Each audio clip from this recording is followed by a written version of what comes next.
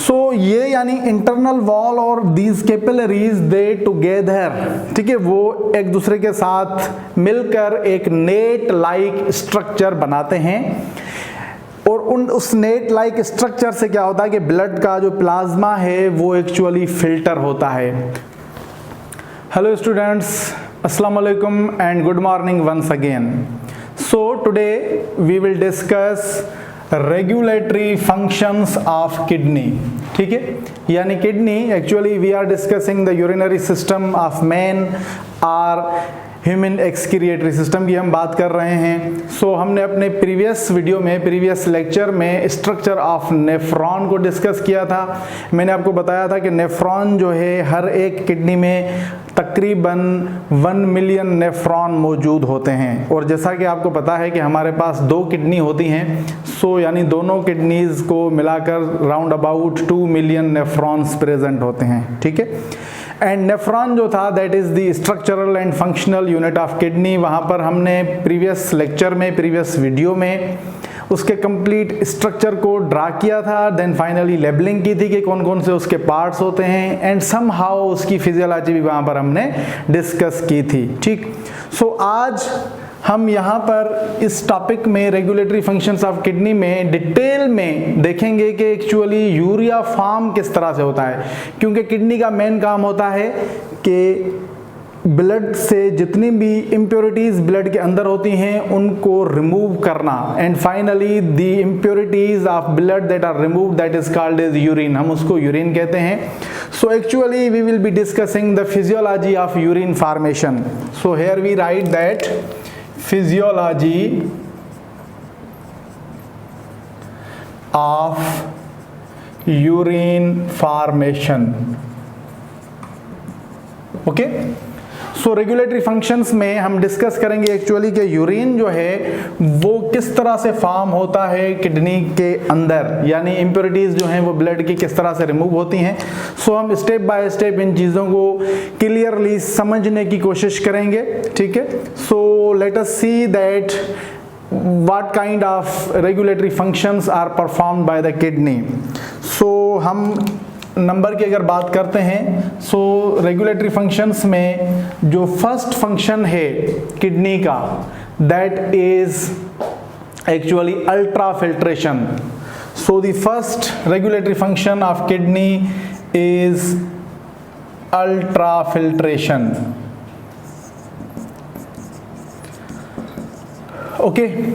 And number second regulatory function in urine formation is selective reabsorption, selective reabsorption.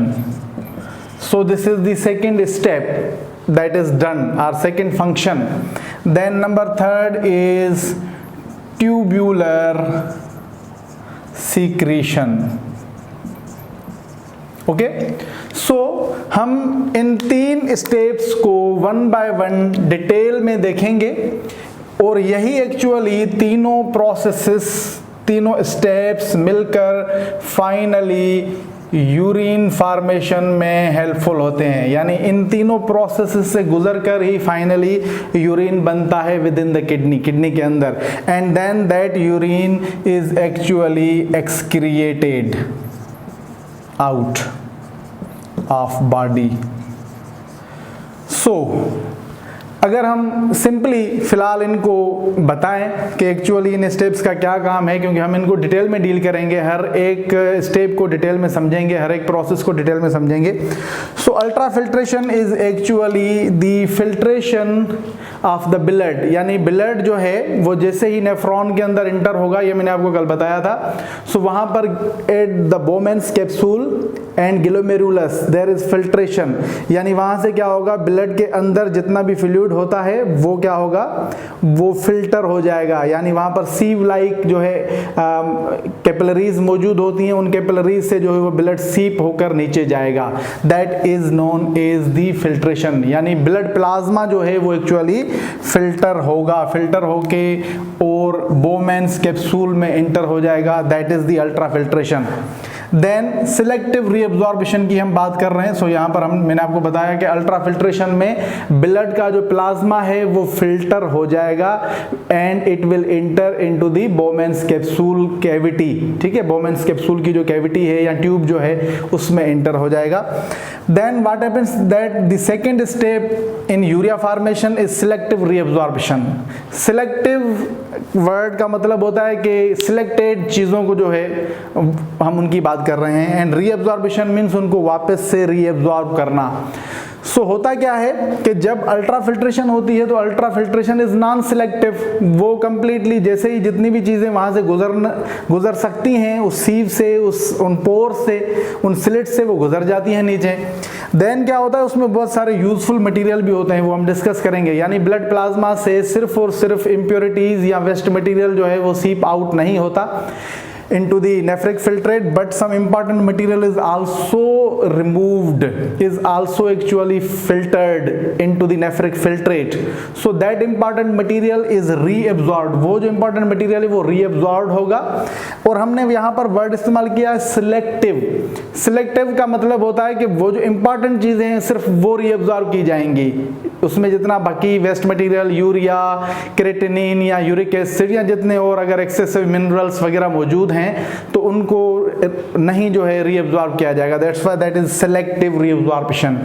सो ये जो selective reabsorption है ये further यानी Bowman's capsule के बाद जो बकाया जो ट्यूब्यूल्स होती हैं जिनमें पीसीटी, लूपा फैनली एंड डीसीटी की हमने बात की थी, डिस्टल कन्वोल्यूटेड ट्यूब्यूल, वहाँ पर ये सारा प्रोसेस होता है that we will discuss later in detail. Then number third is tubular secretion. The third step in urea formation is tubular secretion. अब ट्यूबुलर सिक्रीशन का मतलब क्या है? ट्यूबुलर वर्ड का मतलब होता है tubules, okay, and secretion means कुछ चीज़ इंटर कर देना, सीक्रेट करना। सो यहाँ पे क्या होता है कि जब अल्ट्रा फिल्ट्रेशन होती है तो अल्ट्रा फिल्ट्रेशन के दौरान ब्लड प्लाज्मा में से बहुत सारी ऐसी चीज़ें भी होती हैं जो कि वेस्ट मटेरियल यानी यूरिया रह जाता है या कुछ और वेस्ट मटेरियल जो हैं वो सीप आउट नहीं होते, यानी they are not the part of filtrate, वो फिल्ट्रेट का पार्ट नहीं बनते, they escape from the filtration. Simply अगर हम इसको सादे लफ्ज़ों में कहें कि they escape from the filtration, यानी वो फिल्टर नहीं हो पाते। It means they do not enter into the nephron, वो नेफ्रॉन के अंदर नहीं होते, हालांकि they are the impurities, they are the waste material, they need to be removed. So फिर क्या होता है कि एक्टिवली उन मटेरियल्स को फिर जो है उन ट्यूब्यूल्स के अंदर इनटू द नेफ्रॉन वो एंटर किया जाता है। That's why that is called as tubular secretion. यानी एक चीज जो है वो एस्केप हो गई, निकल गई, उसको जाना नेफ्रॉन के अंदर था, बॉडी से एक्सक्रीट होना था, लेकिन अल्ट्रा फिल्ट्रेशन के दौरान क्या हुआ, क्योंकि वो मैंने आपको बताया दैट इज नॉन सिलेक्टिव, वो नॉन सिलेक्टिव होती है। सो बहुत सारे जो है वेस्ट मटेरियल वो बच जाते हैं, यानी वो फिल्टर नहीं हो पाते। सो अल्टीमेटली फिर क्या होता है, जैसे हमने पढ़ा था कि वो जो ट्यूबुलरी पेरीट्यूबुलर कैपिलरीज होती हैं they are wrapped around this whole nephron, उस नेफ्रॉन को जो है उन्होंने रेप किया होता है, कवर्ड किया होता है। दैट्स व्हाई अब वो जो मटेरियल उन पेरीट्यूबुलर कैपिलरीज के अंदर होगा that will enter into these nephron tubules, nephron की ट्यूब्यूल्स में इंटर किया जाएगा actively. That's why that is called as tubular secretion. Understand? So यहाँ पर मैंने आपको सिर्फ एक ओवरव्यू दिया है इन सारे स्टेप्स का। अभी हम डिटेल में जो है डिस्कस करेंगे इन सारी स्टेप्स को one by one. So first we start with ultra filtration. So ultra filtration को देखने के लिए अगेन हमें मालपिगियन बॉडी के स्ट्रक्चर को ड्रा करना होगा। मालपिगियन बॉडी आपको याद है, मैंने आपको बताया था कि ग्लोमेरुलस और बोमेन्स कैप्सूल को कलेक्टिवली हम मालपिगियन बॉडी कहते हैं। सो मालपिगियन बॉडी के स्ट्रक्चर को ड्रा करने के बाद हमें जो है अंदाज़ा हो जाएगा या हम इस चीज़ को समझने के काबिल हो जाएंगे कि एक्चुअली फिल्ट्रेशन होती किस तरह से है। So let us draw the structure of Malpighian body.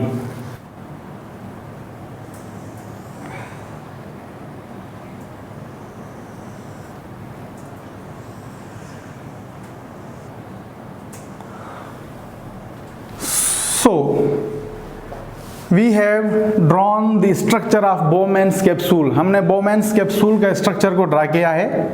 So say this is Bowman's capsule। और इस स्ट्रक्चर में हमें पता है कि विद इन दिस कैविटी, ये जो अंदर एक कैविटी है, it is actually a capsule like, ठीक है, कैप्सूल की तरह है, that's why it is known as Bowman's capsule. इस कैविटी में मैंने आपको बताया था कि there is network of capillaries, capillary का जो है वो नेटवर्क मौजूद होता है। So that network of capillary is known as glomerulus. So we will draw this glomerulus. So say this is how that takes place.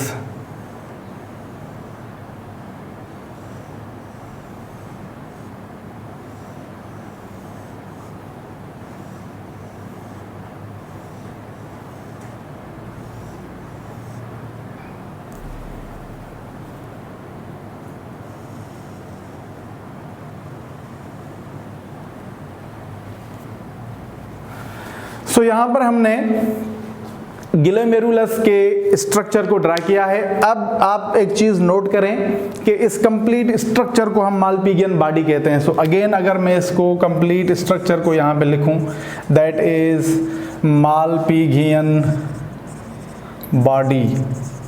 Okay, so यहां पर हम देख सकते हैं कि this is the arteriole, that is the afferent arteriole. So इसको हम क्या कहते हैं, एफरंट आर्टरियोल।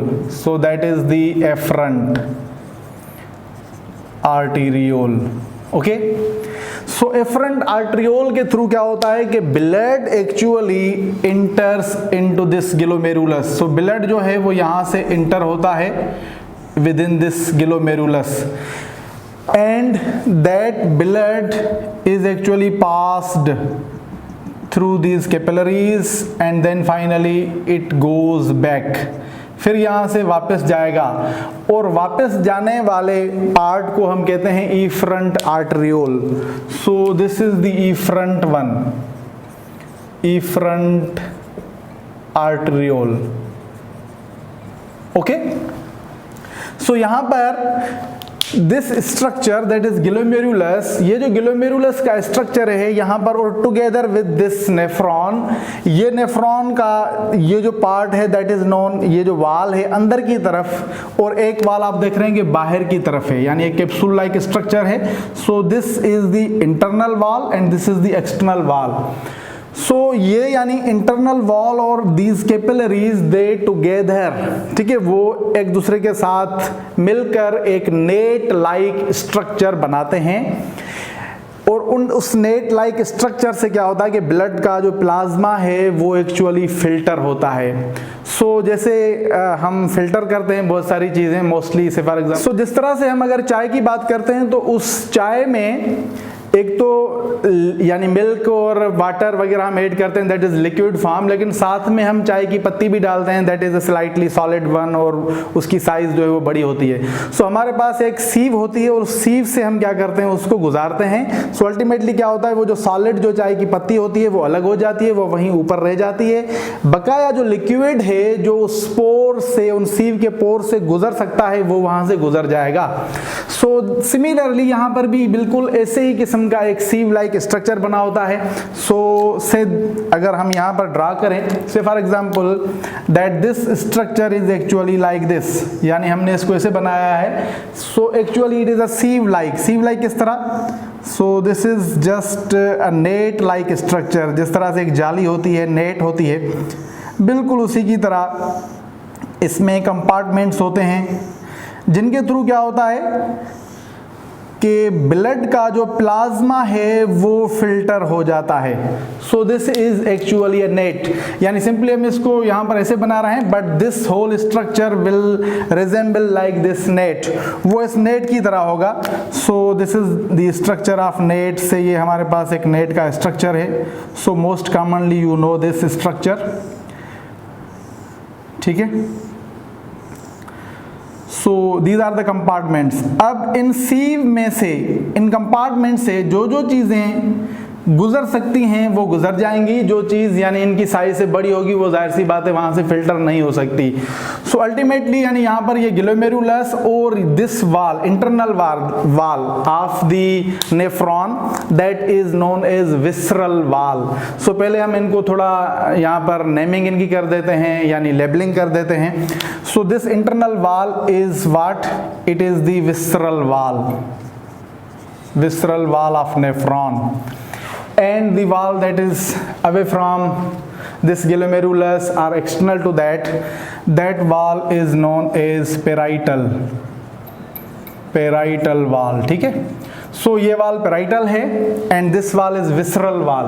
अब ये जो विसरल वाल होती है एक्चुअली दिस विसरल वाल अलॉन्ग विद दीज कैपिलरीज, ये कैपिलरीज मिलकर एक नेट लाइक, एक सीव लाइक, जिस तरह से for example this is a sieve like structure, और इनके बीच में आपको अगर बीच में पोर्स नजर आ रहे हैं तो इस तरह से जो है इनके अंदर पोर्स मौजूद होते हैं। ठीक है, और उन पोर्स से क्या होता है, जैसे ये ब्लड आएगा then that blood will actually, क्योंकि ब्लड आएगा तो मैंने आपको बताया कि देयर इज अ प्रेशर। ठीक है, एक प्रेशर के साथ ब्लड इंटर होता है और यहाँ पर एक प्रेशर बनता है। मैंने आपको बताया था कि एफरेंट आर्टरियोल जो है उसका डायमीटर बड़ा होता है, जबकि इफरेंट आर्टरियोल का जो डायमीटर है वो छोटा होता है। So ultimately due to this there is a pressure. ठीक है, और उस प्रेशर से क्या होगा, यहाँ पर इस सीव के ऊपर प्रेशर बनेगा और उस प्रेशर से अल्टीमेटली क्या होगा, the plasma will filter inside, वो यहाँ पर जो है फिल्टर बन जाएगा नीचे।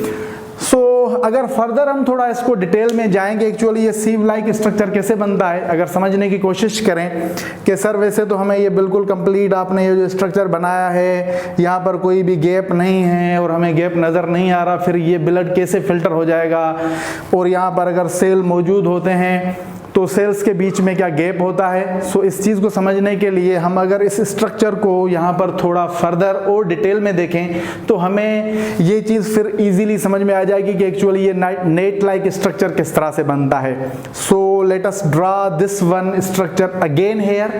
ठीक है, यानी इस विसरल वाल, और अगर हम इस कैपिलरीज की बात करते हैं तो वहां पर फिर हमें ये क्लियरली समझ में आ जाएगा कि ये एक्चुअली नेट लाइक स्ट्रक्चर कैसे बनता है। So let us draw this over here.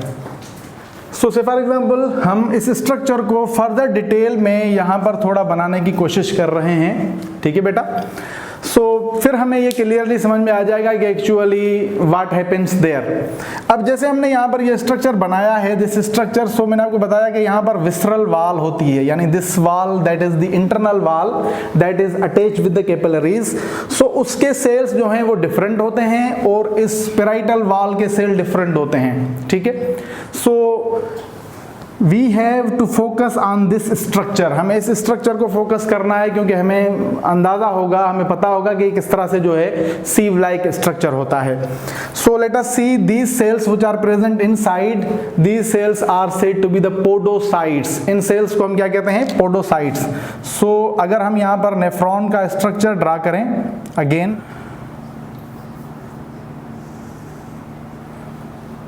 So once again we have drawn this structure over hair.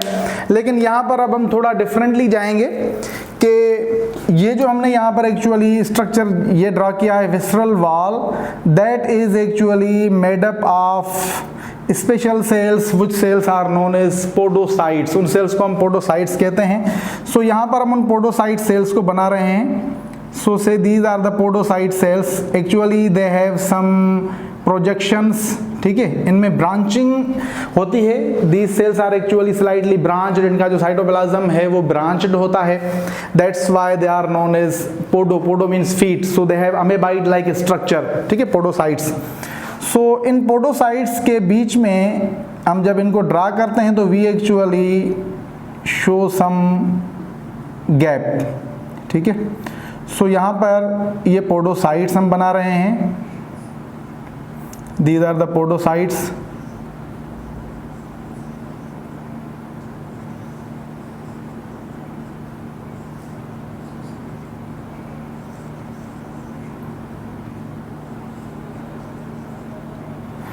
Okay, so यानी inside these cells are said to be the podocytes। इन cells को हम क्या कहते हैं, पोडोसाइट सेल्स। ओके, और इनके बीच में हमने क्या किया है, we have actually the gap, यहाँ पर जो है हमने गैप दिया है, that gap is known as slit pore, ठीक है, यानी एक किस्म का पोर है, एक किस्म की ओपनिंग है, गैप है, जिसको हम क्या कहते हैं, सिल्ट पोर, ठीक, यानी ये जो सेल हैं इनके बीच में एक्चुअली गैप होता है, और वो गैप कितना होता है इसको भी हम डिस्कस करेंगे। अगर मैं यहाँ पे अभी आपको बता दूं, that is the gap is of 40 nanometre, यानी गैप की साइज कितनी होती है उस पोर की, यानी सीव की। अगर हम इस सीव की बात करते हैं, सिमिलरली अगर हम कहते हैं ये स्ट्रक्चर वही है जो हमने यहाँ पर ड्रा किया है, सो हर एक पोर की साइज 40 नैनोमीटर होगी। सो ब्लड प्लाज्मा में से जितना भी प्लाज्मा जिसकी साइज 40 नैनोमीटर या उससे कम होगी, वो क्या होगा, वो फिल्टर हो जाएगा, that will enter into this nephron, वो इस नेफ्रॉन में आएगा, जिसको हम ग्लोमेरुलस फिल्ट्रेट कहते हैं या नेफ्रिक फिल्ट्रेट भी कहते हैं। सो अब यहाँ पर कैपिलरीज होती हैं, so capillaries are present there, so these are the capillaries, ठीक है। सो ब्लड जैसे ही इधर आता है, यानी through this part that is afferent arteriole, so blood will actually enter over here and then it will move down this way, ठीक है, वो efferent arteriole के थ्रू जो है मूव हो जाएगा, आउट हो जाएगा फ्रॉम दिस पार्ट। सो यहाँ पर प्रेशर जैसे बनेगा, तो मैंने आपको बताया कि इन पोडोसाइट्स के ये जो सिल्ट्स हैं, जो पोर्स हैं, इनके थ्रू, यानी यहाँ पर फिर क्या होगा कि इधर मेम्ब्रेन होती है, और that is membrane, that is known as basement membrane, यानी यहाँ पर मेम्ब्रेन मौजूद होती है, these are not the tight packing cells, membranes हैं, that is porous membrane too, so that membrane is known as basement membrane. इस membrane को basement membrane कहा जाता है, यानी और it is a membrane as you know, ठीक है। सो यानी फिल्ट्रेट जो है वो यहाँ से गुजरेगा, नीचे से बेसमेंट मेम्ब्रेन होगी, सो बेसमेंट मेम्ब्रेन से गुजरता हुआ फिर कहाँ आएगा, इनटू दिस कैविटी, इस जगह पर आएगा, इस गैप में आएगा, or into the Bowman's capsule, Bowman's capsule में यहाँ पर एंटर हो जाएगा, ठीक। So this is how that actually blood comes in, यहाँ पर ब्लड आएगा, और ब्लड जो है सर्टेन प्रेशर के साथ आएगा, और ब्लड जिस प्रेशर से इस एफरेंट आर्ट्रियोल के अंदर इंटर होता है, उस वक्त जो ब्लड का प्रेशर होता है that is 60 millimetre of mercury, ठीक है, यानी उसका प्रेशर कितना होता है, 60 मिलीमीटर ऑफ मर्क्यूरी। सो इस प्रेशर से जो है वो ये ब्लड इंटर होगा। क्यों इतना प्रेशर होता है, बिकॉज एक्चुअली जो उसके एंट्री यानी उसके एग्जिट होने का रास्ता है वो बिल्कुल नैरो होता है, सो अल्टीमेटली वहां पर प्रेशर जनरेट होता है। सो ब्लड का प्रेशर होता है 60 millimetre of mercury, and actually इस प्रेशर के अगेंस्ट यहाँ पर नेफ्रॉन में एंटी प्रेशर भी होता है, यानी उसके अगेंस्ट प्रेशर होता है, और वो प्रेशर जो है कितना होता है हम उसको देखते हैं यहाँ पर। अब ये जो ग्लोमेरुलस है, इस ग्लोमेरुलस के अंदर प्रोटीन्स वगैरह भी मौजूद होते हैं, ठीक है, एंड यानी वो जो ब्लड वहाँ पर मौजूद होगा ग्लोमेरुलस में, उसके अंदर ऑलरेडी प्रोटीन जो है वो मौजूद होते हैं, सो उनका एक अपोजिट प्रेशर होता है जो कि इसके अगेंस्ट वर्क करता है, that is about 30 millimetre of mercury, ठीक है। सो इसका प्रेशर क्या होगा, 30 मिलीमीटर, और ये इसके एंटी होगा, यानी इसके अगेंस्ट होगा, ठीक। सो एक प्रेशर से ब्लड इंटर हो रहा है और उसके अगेंस्ट एक फोर्स जो है वो अप्लाई हो रहा है, so this is 30 millimetre, and यहाँ पर ये जो फिल्ट्रेट निकल रहा है ये भी इसके साथ है बिल्कुल, सो इसका भी एक अपोजिट प्रेशर होता है नेफ्रिक फिल्ट्रेट का, that is about 10 millimetre of mercury, ठीक है। देन थर्ड और प्रेशर होता है, यानी ब्लड के अगेंस्ट 3 प्रेशर अपोजिट प्रेशर जो है वो वर्क करते हैं। So the third pressure is actually interstitial fluid, क्योंकि यहाँ पर ये जो नेफ्रॉन है ये इंटरस्टिशियल फ्लूइड भी इसके साथ है, so this is the interstitial fluid that is present outside this nephron, इस नेफ्रॉन के बाहर फ्लूइड मौजूद होता है, इसका भी एक प्रेशर होता है इसके साथ ही। So ultimately this pressure is again 10 millimetre of mercury. So total जो अपोजिट प्रेशर जनरेट हो रहा है that is 10, this one again similarly 10 millimetre यहाँ पर, 30 यहाँ पर, सो 50 millimeter is the opposite pressure that is applied against this.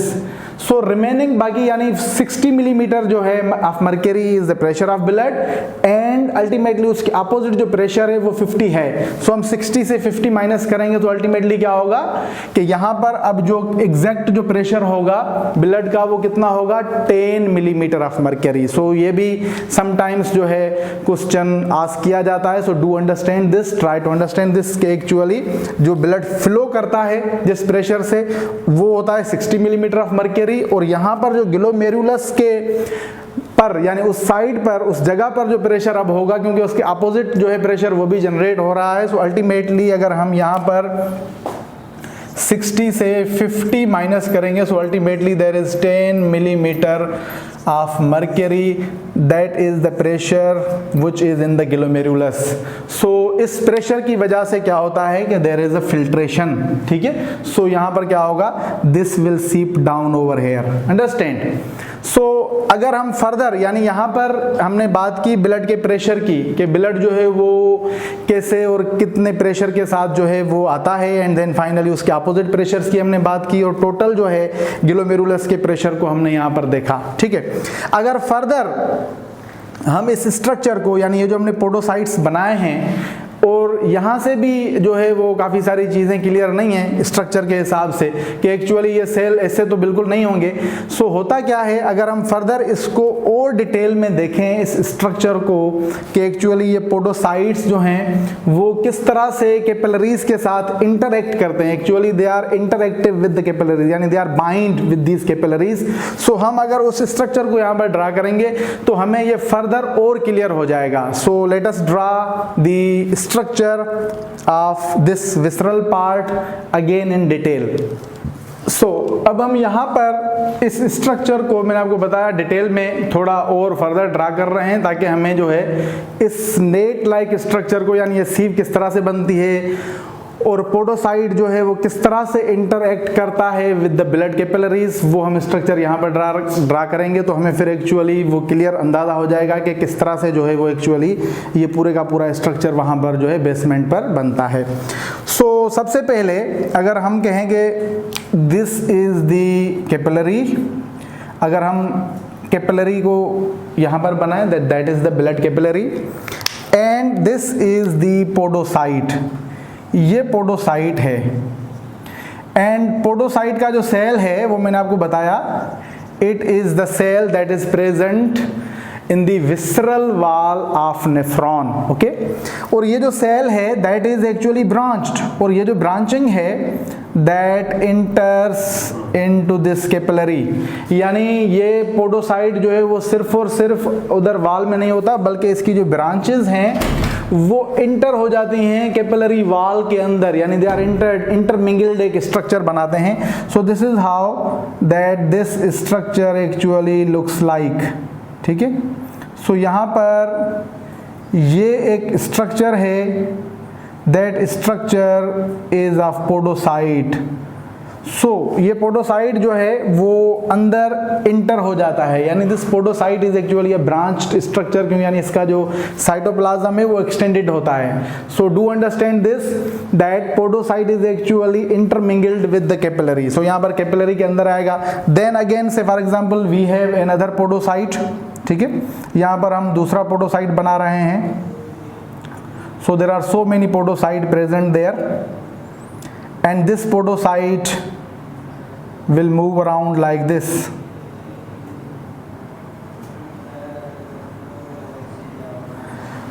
So इसी तरह से बहुत सारे यानी there are number of podocytes they are present there. अब यहाँ पर देखें ये एक किस्म का सीव लाइक स्ट्रक्चर यानी this is just like that.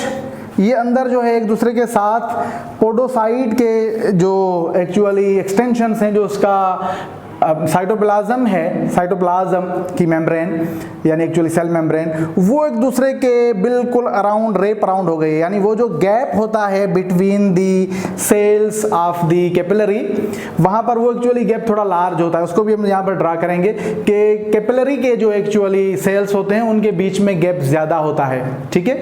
और उस गैप को फिर कम करने के लिए क्या होता है कि ये जो प्रोजेक्शंस हैं वो ल्यूमिन के अंदर होती हैं into the capillary. So this is the lumen of blood capillary. So अगर यहाँ पर हम इसको ड्रा करें, लिखें दिस इज द ल्यूमिन, और ल्यूमिन के अंदर podocyte, this is podocyte. So इस पोडोसाइट ने क्या किया है कि अपने साइटोप्लाज्मिक एक्सटेंशन की वजह से एक जाल उधर क्रिएट कर दिया, एक नेटवर्क बना दिया है और एक इंटरमिंगल्ड स्ट्रक्चर बना दिया है।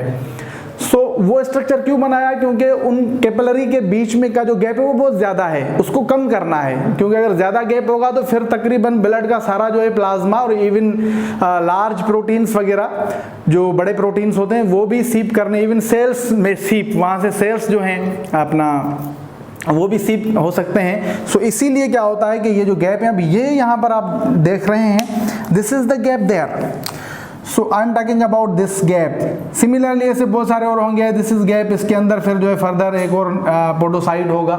सो दिस इज गैप जिसकी हम बात यहाँ पर कर रहे हैं। ये जो गैप हमने यहाँ पर डिस्कस किया था, सिल्ट पोर, एक्चुअली यहाँ पे हमने वैसे इधर ड्रा किया था। अगर हम इसको यहाँ पर देखेंगे कि ये सिल्ट पोर एक्चुअली यहाँ ऐसे मौजूद है। सो अब आप अंडरस्टैंड कर रहे हैं कि यहाँ पर इनके अंदर क्या है, पोडोसाइट के जो वो एक्सटेंशंस हैं वो एक दूसरे के साथ मिलते हैं, and this is actually the slit pore. Slit pore ऐसे बनता है, okay, and that slit pore is about 40 nanometre in size. Clear?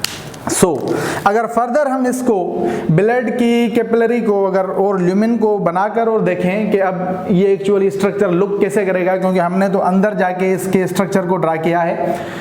So let us see over here that how actually this structure resembles there. So अगर हम यहाँ पर blood capillary के structure को बनाए से, this is a blood capillary, ठीक है। यहाँ पर तो हमने उसके अंदर सेल्स का स्ट्रक्चर बनाया। अभी अगर इसको थोड़ा आउटवर्डली देखें कि एक्चुअली ये लुक कैसे होगा, सो यहाँ पर हम कह रहे हैं भाई this is the blood capillary, और ब्लड कैपिलरी के जो सेल्स होते हैं उनके बीच में से these are the cells of the blood capillary, and between these cells of blood capillary there is a big gap, ठीक है। सो ब्लड कैपिलरी के सेल्स के अराउंड क्या होता है, गैप बहुत ज़्यादा होता है, मैंने आपको पहले भी बताया। So there is big gap between them as you see, ठीक है। सो अंदर दिस इज ल्यूमिन, और इस ल्यूमिन के अंदर क्या होगा, से दिस इज ल्यूमिन, LUMEN, और इस ल्यूमिन के अंदर क्या होगा, blood simply. So this is blood there. So अगर हम कहें कि भाई इस कैपिलरी के अराउंड, मैंने आपको बताया जैसे यहाँ पर पोडोसाइट होते हैं और पोडोसाइट ने अंदर साइटोप्लाज्मिक जो है एक्सटेंशन से एक नेटवर्क बनाया होता है। सो अगर हम इसको आउटवर्डली यहाँ पर ड्रा करें तो एक्चुअली यहाँ पर अगर से for example this is a podocyte, अगर हम कहें कि ये एक पोडोसाइट जो है वो इधर मौजूद है और उसकी ये साइटोप्लाज्मिक एक्सटेंशन ऐसे, देन दिस पार्ट, फिर यहाँ पर गैप, फिर यहाँ पर, देन दिस वे। सिमिलरली यहाँ पर एक और पोडोसाइट होगा, एंड देन इट्स एक्सटेंशंस, यहाँ पर इसके एक्सटेंशंस। सो पोडोसाइट्स की एक्सटेंशन आउटवर्डली हमें जो है वो ऐसे नजर आएंगी, यानी अगर हम इनको आउटवर्डली देखेंगे so this is like that. अब these are actually the gaps, or these are the pores, ये एक्चुअली पोर्स हमें आउटवर्डली ऐसे नजर आते हैं जस्ट लाइक दिस, ठीक है। सो अंदर की तरह मैंने आपको बताया ये सारा नेटवर्क जो है वो अंदर की तरह ही होता है, अंदर ही मौजूद होता है।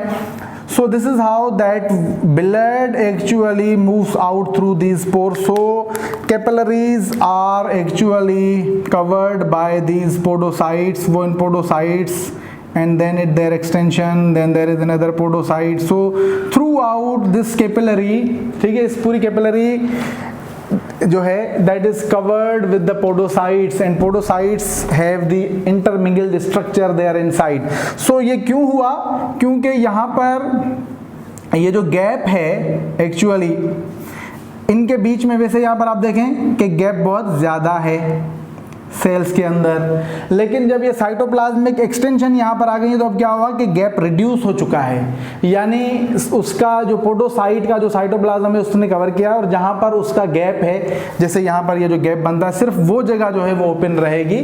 So this is how that through this pore only selected or some amount of blood plasma actually can diffuse. So blood plasma जो है वो डिफ्यूज़ होगा यहाँ से। सो इनके बीच में, यानी कैपिलरी के बीच में जो पोर्स का जो गैप होता है सेल्स के दरमियान वो बहुत ज़्यादा होता है, तो एक्चुअली पोडोसाइट्स क्या करते हैं, उस गैप को कम करते हैं। अंडरस्टैंड। सो यहाँ पर हमने डिटेल में इस चीज़ को देखा कि किस तरह से जो है वो एक्चुअली नेफ्रिक फिल्ट्रेट पास होता है, और then we discussed over here that how is actually this visceral wall is intermingled, our podocytes are intermingled with the capillaries and they form this net like or sieve like structure that has its specific pore limit। उसकी size जो है वो मैंने आपको बताया 40 nanometre होती है। So now let us see that what kind of material is actually filtered। So we will look at here। यहाँ पर हम वापस इस फिगर पर आएंगे और देखेंगे कि कौन कौन सा जो मटेरियल एक्चुअली फिल्ट्रेट के अंदर मौजूद होता है, यानी जो मटेरियल फिल्टर होता है वो कौन कौन सा होता है। So let us see here. Okay, so हम बात कर रहे थे कि मटेरियल जो है वो कौन सा फिल्टर होता है, लेकिन उससे पहले मैं आपको एक चीज़ बताऊं कि ब्लड जो है एक्चुअली वो कितना फिल्टर होता है। अगर इस चीज़ को हम यहाँ पर देखें, ये मैंने आपको कल वाले लेक्चर में, प्रीवियस लेक्चर में भी बताया था। सो एक्चुअली क्या होता है, यहाँ पर मैं आपको बताऊं कि जब ये ब्लड एफरेंट आर्ट्रियोल से आता है, ठीक है, यानी जो उसका फ्लो होता है दैट इज अबाउट 650 मिलीलीटर्स पर मिनट, यानी 1 मिनट में जो फ्लो होता है ब्लड का through this efferent arteriole and then into this glomerulus, यानी ग्लोमेरुलस के अंदर वो कितना होता है 650 मिलीलीटर पर मिनट। ठीक है, यानी 1 मिनट में 650 मिलीलीटर जो है वो ब्लड इंटर होता है ग्लोमेरुलस में। And from this 650 millilitre about 125 milliliter of blood is filtered per minute, यानी 1 मिनट में 125 मिलीलीटर जो ब्लड है वो फिल्टर होगा। So this will be there, यानी नेफ्रिक फिल्ट्रेट, यहाँ पर हमने इसका नाम नहीं लिखा, so let me write this is the nephric filtrate. Nephric filtrate, so ये अल्ट्रा फिल्ट्रेशन है एक्चुअली, ठीक है, it is non selective filtration. So 125 millilitre जो है वो पर मिनट, अगर हम इसको पर डे में लेके जाएं तो कितना होगा, this 125 ml millilitre per minute will approximately be 180 litre per day, यानी 24 आवर्स में ये तकरीबन 180, ठीक है, लीटर फिल्ट्रेट बनता है। नेफ्रिक फिल्ट्रेट इज 180 लीटर, और उसमें से 2 लीटर जो है वो मैंने आपको बताया था that is excreted and that is actually urine, and remaining 178 litre of filtrate is reabsorbed. So reabsorption, जो हम सिलेक्टिव रीएब्सॉर्प्शन की बात कर रहे हैं, सो वहां पर हम इसको डिस्कस करेंगे।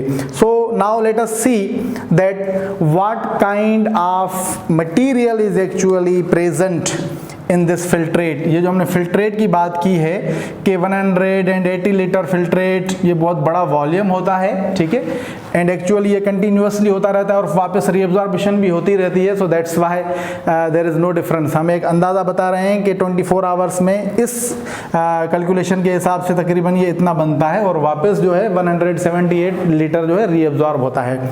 सो now let us see that what kind of material is actually present in this filtrate। उस filtrate में कौन कौन से material मौजूद होते हैं after ultrafiltration। So let us see this। So we are talking about the composition of filtrate। composition of filtrate simply, ठीक है, यानी फिल्ट्रेट जो फिल्टर हुआ, जो अल्ट्रा फिल्ट्रेशन के प्रोसेस के दौरान जो नेफ्रिक फिल्ट्रेट था या ग्लोमेरुलस फिल्ट्रेट जो था, उसके अंदर क्या क्या मौजूद होता है, ठीक है। सो सिंपली मैंने साइज़ आपको बताई कि 40 नैनोमीटर साइज़ है, तो ब्लड के अंदर जितनी भी चीज़ें 40 नैनोमीटर की साइज़ या उससे कम वाली साइज़ की जितनी भी होंगी वो प्लाज्मा से फिल्टर हो जाएंगी, और और नेफ्रिक फिल्ट्रेट और ब्लड प्लाज्मा जो है एक दूसरे के साथ आइसोटोनिक होता है, it is isotonic to each other, ठीक है। So let us see that what kind of things are there. So यहाँ पर क्या होगा कि ब्लड के अंदर हमें पता है कि दो चीजें होती हैं, एक पार्ट को हम कहते हैं कार्पेसेल्स यानी blood cells, and the other thing is blood plasma, ठीक है।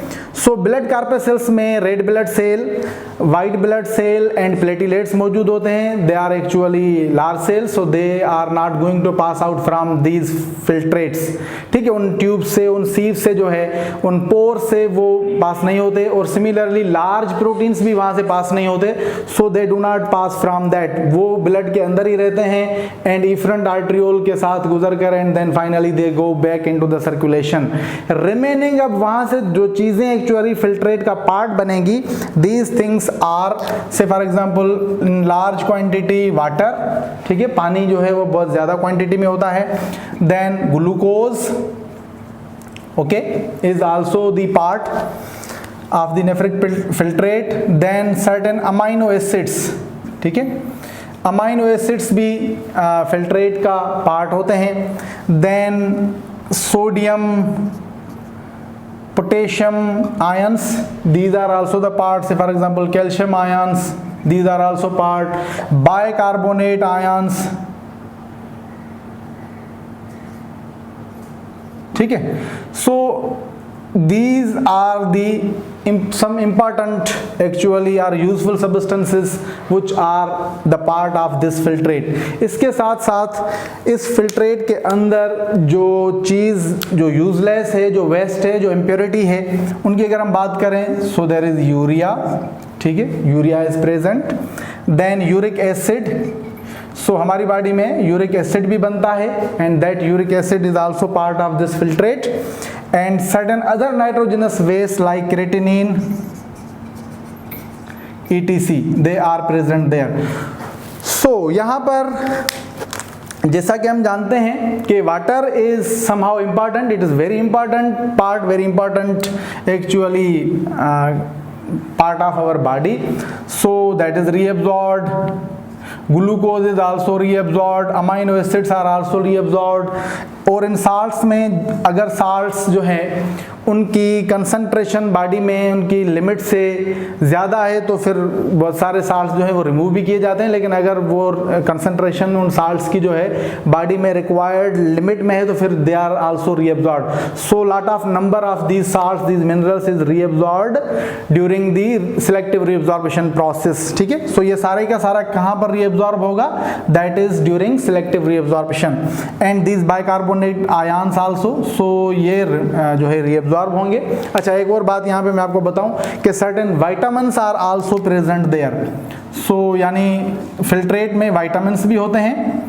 अच्छा, विटामिन्स कौन से, जो वाटर सॉल्युबल विटामिन हो, क्योंकि फैट या fat soluble vitamins they do not pass through this filtrate, do not pass through the glomerulus, वो वहाँ से पास नहीं होते। So vitamin B and C is actually passed over here and these are water soluble, ये water soluble होते हैं। So similarly यहाँ पर क्या होगा कि इनकी रीअब्जॉर्प्शन भी फिर अगेन डिपेंड करेगी होम्योस्टेटिक मैकेनिज्म के ऊपर, कि अगर क्वांटिटी कंसंट्रेशन जो है वो अगर ज़्यादा मिकदार में हमने विटामिन हमारी बॉडी में होंगे, so then they are not going to reabsorb. अगर इनकी जो है रिक्वायरमेंट या इनकी जो अमाउंट है, इनका जो मिकदार है वो बॉडी में होम्योस्टेटिक मैकेनिज्म के हिसाब से जो है वो होगा, so ultimately they will be reabsorbed in the body। So this is how that we have completely discussed the composition of filtrate over here। यहाँ पर हमने filtrate की composition को देखा। Then अब अगर इन impurities की बात करेंगे, इन वेस्ट मटेरियल की बात करेंगे, सो सिमिलरली यूरिया जो है थोड़े अमाउंट में रीअब्जॉर्ब होता है, ठीक है। सो तकरीबन 99% of urea is actually removed, but to some extent it is reabsorb. So हम इसको रीअब्जॉर्प्शन वाले पार्ट में देखेंगे कि passively it is reabsorbed in the body. Then these things are actually not required, so ये चीज़ें किसी को भी रिक्वायर्ड नहीं होती हैं। These are the waste material, so they are excreted और they are removed. So further जो है हम डिटेल में डिस्कस करेंगे सिलेक्टिव रीअब्जॉर्प्शन वाले पार्ट को।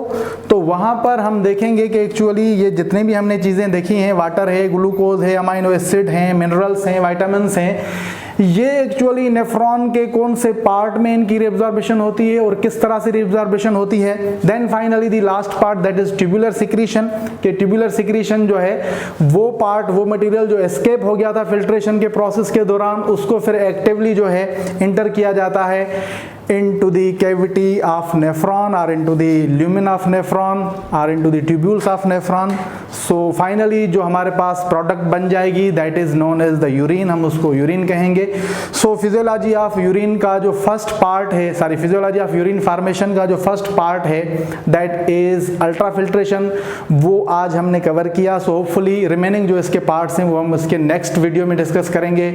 So thank you very much for watching and finally again do subscribe my channel Zaman Chandi Official and do share these lectures with your students if you find them informative, if you find them actually productive or knowledgeable to you. So do share with them, with your friends, or if you find them helpful for you, so do share them with your friends.